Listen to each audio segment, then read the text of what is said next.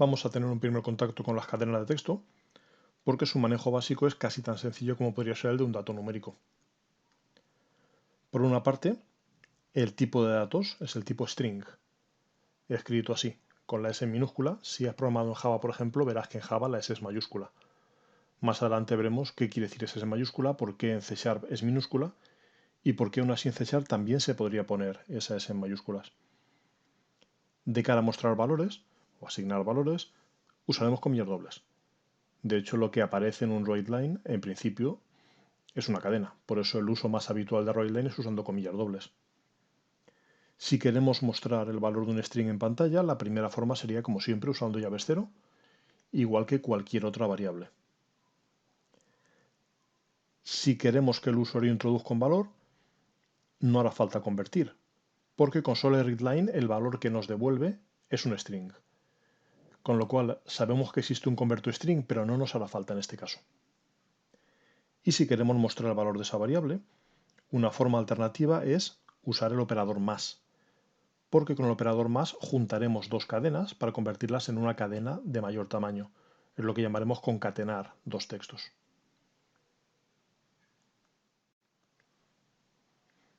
Un segundo detalle importante sobre las cadenas es cómo compararlas.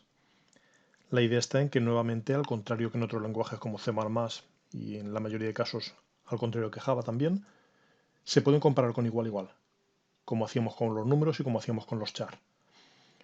De la misma forma podemos comprobar si no tiene un cierto valor con admiración igual con el símbolo de distinto de. Lo que no será tan trivial es comparar cuál es mayor que cuál. Por ejemplo, si queremos ordenar, usando el orden alfabético como sería un diccionario, no podremos usar mayor que. Usaremos otras construcciones que veremos un poquitín más adelante. Una curiosidad es que además se pueden usar en un switch. Es algo que igual en general no permite C, no permite C++, no permiten muchos lenguajes que derivan, no lo permiten tampoco la mayoría de versiones del lenguaje Java, pero en C# sí que es parte del lenguaje desde los principios. Por supuesto, hay otras muchas posibilidades. Lo que pasa es que esas no las veremos todavía. Las veremos después de hablar de arrays, porque hasta cierto punto el manejo de una cadena recordará al de un array. De hecho, en algunos lenguajes una cadena es básicamente un array de caracteres. Pero, por ejemplo, veremos cómo extraer caracteres individuales. El sacar la primera letra o la segunda o la última. El cómo extraer todo un fragmento formado por varios caracteres, lo que llamaremos una subcadena. Veremos también cómo poder reemplazar un fragmento por otro, bien sea un conjunto de letras, o bien sea, por ejemplo, todas las letras E o todos los espacios en blanco, reemplazarlos por otra cosa. También veremos cómo partir de forma automática, por ejemplo, si tenemos una frase con varias palabras separadas por espacios, cómo convertir eso en un bloque de distintas palabras. Veremos también cómo convertir a mayúsculas y minúsculas. ¿Vale? Entonces veremos muchas más operaciones, pero insisto, eso lo haremos un poco más adelante, cuando ya hayamos visto el manejo básico de arrays.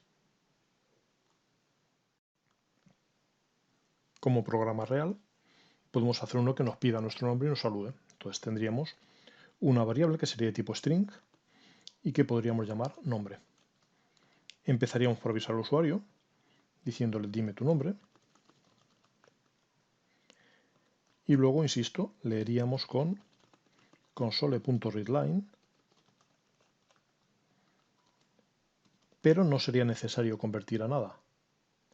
Y luego para comparar el valor, usamos igual igual, como hacíamos con los números. Entonces podemos decir si el nombre es Nacho, que diga hola Nacho. Y en caso contrario, copiamos y pegamos para repetir el esqueleto de antes y que nos diga hola desconocido. ¿Vale? Como podemos ver, estamos en Visual Studio. Si hubiera algún error de sintaxis, lo habría marcado ya directamente. ¿Vale? Para mejorar esto un poco y practicar una cosa nueva, podemos hacer que en vez de decir hola Nacho, diga hola, seguido por el nombre. Y el nombre en este caso, en vez de usar llaves cero, vamos a concatenar. Vamos a crear al vuelo una nueva cadena que estará formada por hola y por el nombre que haya tecleado el usuario. Pero eso ocurrirá solo si ese nombre que ha tecleado es Nacho. ¿De acuerdo? Lanzamos el programa como siempre para comprobar que funciona.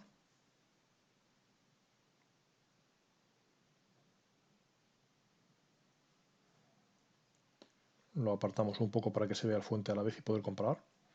Si yo pongo como nombre Nacho, exactamente igual, las mayúsculas y minúsculas respetando exactamente como estaban ahí, ya veremos cómo comparar sin tener en cuenta esos detalles, me dice hola Nacho. En cambio, si lo lanzo y pongo otro nombre distinto, y otro nombre distinto incluye incluso el mismo nombre sin la capitalización correcta, o sea, sin mayúsculas y minúsculas donde yo esperaba que estuvieran. ¿Vale? Me dice hola desconocido porque no es exactamente el mismo valor que ya había puesto aquí. Ya veremos cómo hacer más adelante que sea un poco más flexible.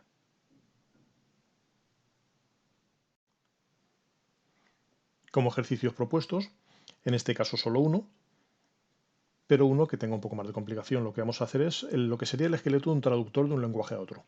Por ejemplo, de C# a Java. Entonces podemos hacer que reconozca, para que tampoco sea demasiado trabajoso, solo 4 órdenes, algunas de las cuales serán iguales. Por ejemplo, la orden if, la orden while, la orden for se escriben igual en Java y en C#, pero alguna que no sea igual. Por ejemplo, console.writeLine se convertiría en system.out.println.